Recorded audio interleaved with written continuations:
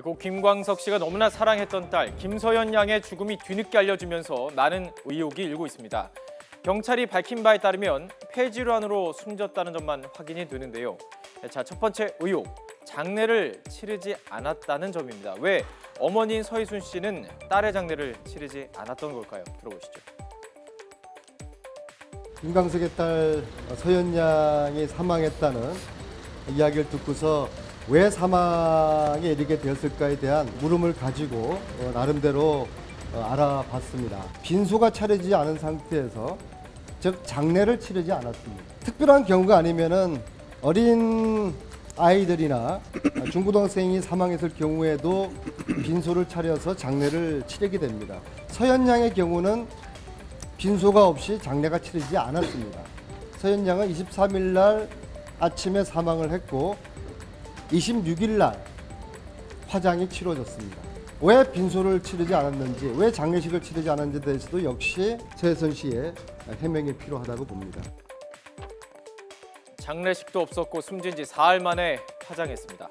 서연 양의 죽음의 직접적인 원인을 알 수 있는 결정적인 증거 역시 함께 사라진 것입니다. 경찰은 당시 부검을 진행했고 급성 폐렴으로 숨졌으며 타살 혐의점이 없어서 사건을 종결했다고 밝히고 있는데요.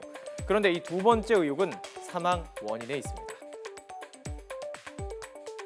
전문가들께서 많이 제보를 주시는데 폐렴이라는 병이 그렇게 그 어린 나이에 급성으로 보통 어르신들께서 걸리시는 합병증으로 나오는 건데 어린 나이에 그런 병력도 없는 16살 여자아이가 저희가 판단했을 때 상당히 정상적인 상태였거든요. 건강도.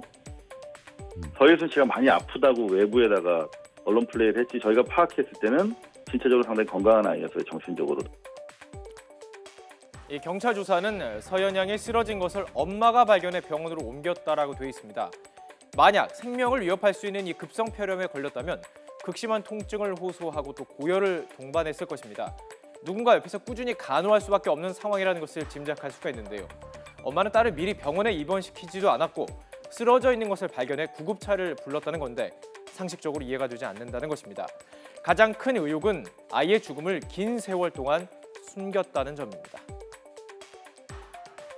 김광석 씨 부인 외에는 철저하게 그 주변 최측근들도 모르고 계셨던 것으로 확인이 됐어요. 네.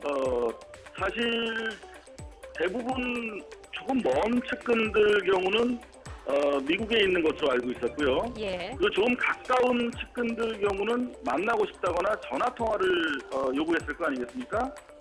그분들에게는 미국 내 특정 시설에 있기 때문에 엄마인 나로서도 접근하기 어렵다라는 취지로 철저하게 숨겨왔던 것으로 확인이 됐습니다. 아이가 숨졌을 때 가장 힘든 사람, 당연히 아이를 낳고 키운 엄마겠죠. 장례도 치르지 않고 10년 동안 친척에게 거짓말을 하면서 아이의 죽음을 숨긴 엄마. 도대체 왜 그랬던 걸까요? 사실 그 이유는 당사자 외에는 아무도 알 수가 없습니다. 당사자인 서희순 씨는 여전히 침묵 속에 있습니다. 이상호 기자의 말을 마지막으로 들어보겠습니다.